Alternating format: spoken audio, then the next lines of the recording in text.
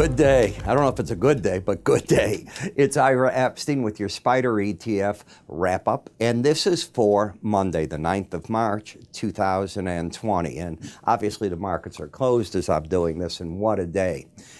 Big breaks, huge breaks in the QQQ, the SPY, the DIA, and of course the IWM. All stock indices down hard. Gold up a little bit, but the miners couldn't hold on. As we take a look, and you're going to have to look at all the different spider action, it was rather substantial. And the yen soared today, especially in the futures, just up dramatically.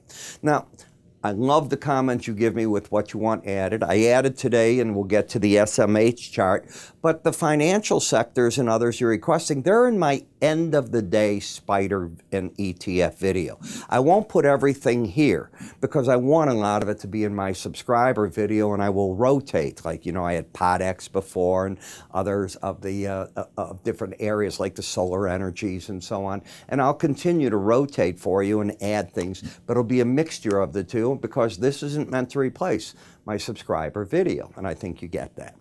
All right. Maybe we go back to this chart for a minute. We talk about the day's event. I've been warning that every weekend, the problem is you're walking into this COVID-19 issue, and it's not changed. In the U.S., it's going to get worse. Why? Because the test kits are out there. And as the test kits, more of them become available, and doctors tell people to go test it. If you do 1,000 and 1% of it gets it, then we have to worry where was that person for that 1%, and so on and so forth. Now multiply that times millions. That could be the case. We don't know. So it's bad. Europe is telling you how much worse it is and how much we're facing. Look at Italy. This afternoon, late today in the afternoon in America, this evening in Italy, they are locking down all of Italy. You got to prove reasons why you're traveling. If you got to go to work, why do you have to go to work? They're going to shut the cafes. So imagine Rome where after dusk, the cafes are going to be shut, the bars are going to be shut. The rules just came out. So this is, if you go to Reuters and some of the others, I was reading the story, I think on AP today about it. It's, I haven't read the whole ruling, but it's the whole country now. So it's not just northern Italy, the hub of industry, it's more than that. And it's a difficult situation that comes to roost here. In addition, we dealt today with a trade war between Russia, Saudi Arabia, and the U.S. Yeah, the U.S. You know why it's the U.S.? Russia is not happy that the U.S. has grabbed a lot of market share as it's worked with OPEC to cut back production. Russia finally decided this virus issue, let nature run its course.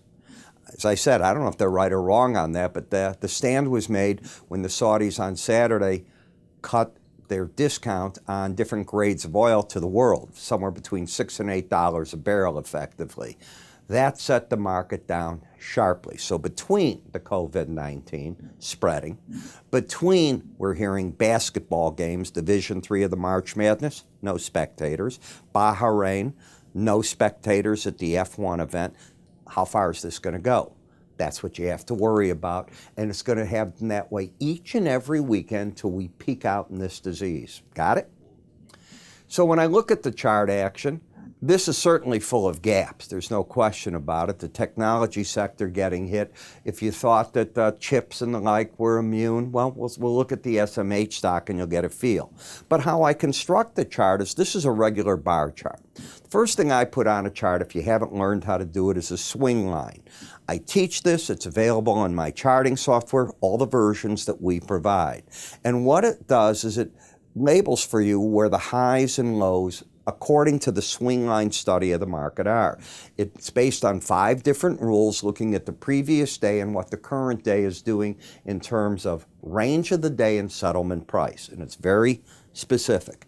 Right now you have lower highs, lower lows, and you had that coming in. Today, not any part different. Lower highs, lower lows is a downtrend. Today you extended that. I look to see where the market's at in relation to key moving averages. I plot the 18-day, the 100, and the 200. So what we had is a market that got down to the 200, gave us a good bounce, probably about a 50% bounce. You can just visually see from that low, from that high to this low, and then the market came back today to challenge the 200-day average. Okay, will it stay under? It's going to be the big question. Markets that stay under it and start leaving it are said to be quite bearish. You have that in a number of markets. When we look at Bollinger Bands, they are, and I'll show this to you like here, they are a theoretical support resistance point. It's an algorithm designed to keep the market trading within them 95% of the time. My theory is when you get back to a key moving averages, in this case it was the 100, you'd already stayed under the 18 and not able to get up to it. That means that if the market breaks again, I'm looking for support at the Bollinger Band, and certainly I pay attention to the 200-day. No, it's not a reason to be bullish or in a downtrend, but it might be an area to take money off the table. And while the market slid through that, it wouldn't surprise me if that's the case. I then look at momentum. Momentum can either be pointing up, down, locking into an uptrend like it does here, or locking into a downtrend, which it has not been able to do in an extremely long period of time. Why? Because we've been in a 10-year bull market plus, and technology has been one of the leading markets. When we come to SMH, you asked for it, so here it is. The market coming into today has gotten a period of lower highs, lower lows. You've been bearish. You cracked from there down to the 200-day, rallied back to the 100. The key was to get over this high. If you could do that, then you've broken the pattern of lower highs, lower lows, and then you put into play the 18-day average of closes. If the market breaks, it's like a reset. You went to the 100, one of the key averages. That puts into play that if, and I'm not saying it would, if the market breaks from here, the lower Bollinger Band and the 200-day average might offer the support. I would certainly expect to see some money come off the table if that's hit, which it did today. Will it bounce away from there? Well, we'll have to find out. It closed at 120.91, about 70 cents under that number, certainly not far away, and you've already gotten oversold. So to get a bounce again, not a surprise if it happens. In XLI, the industrial sector, you can just see.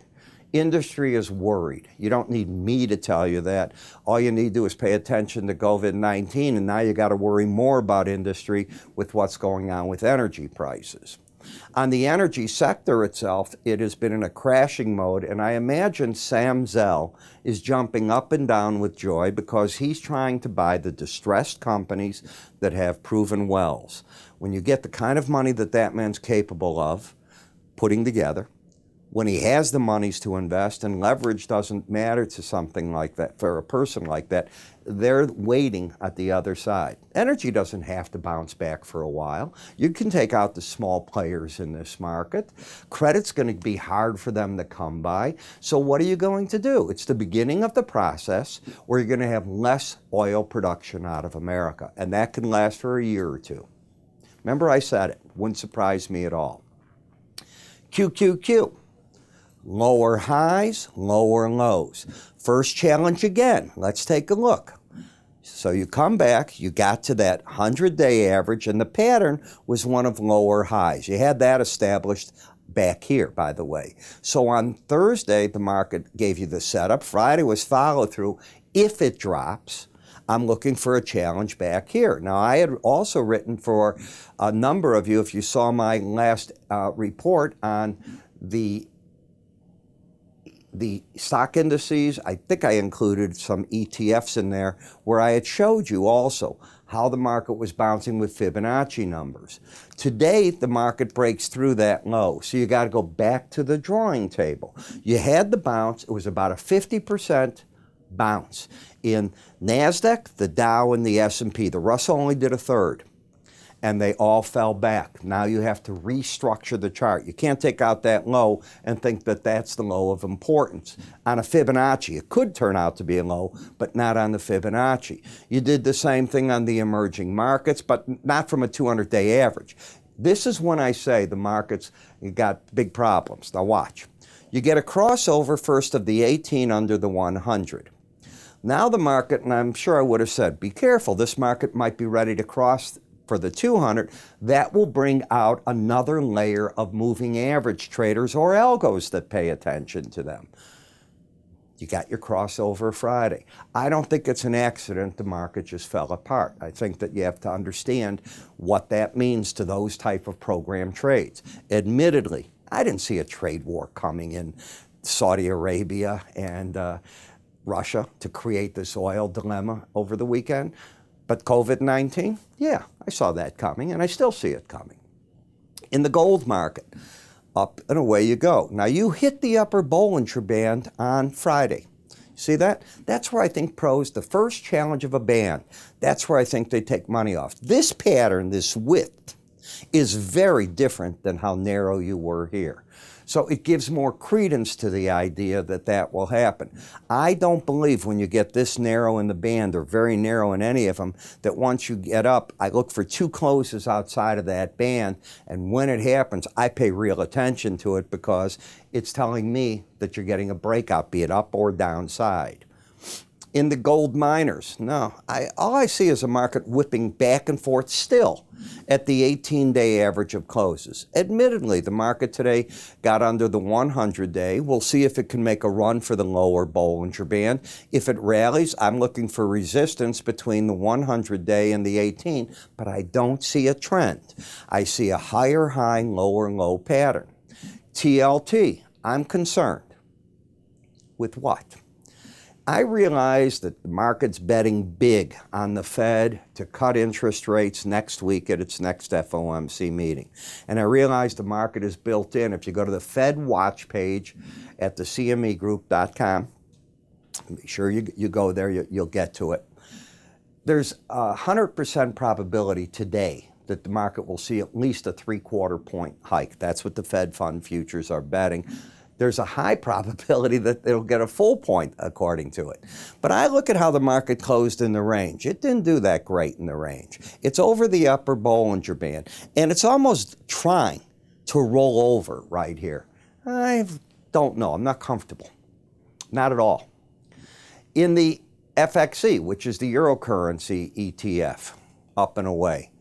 And this is all against the dollar. And even though we get Italy with its lockdowns and Spain's got about 1,000 cases now and so on, it's our economy that most feel is at risk here. That's why the yen is running against it too. I didn't show the yen or the pound here. I do that at my end of the day video. But this is what you've got to take into account. You've got to understand where the money's moving, because it's right now it's called hot money, H-O-T in quotes. And that means it's looking for safety.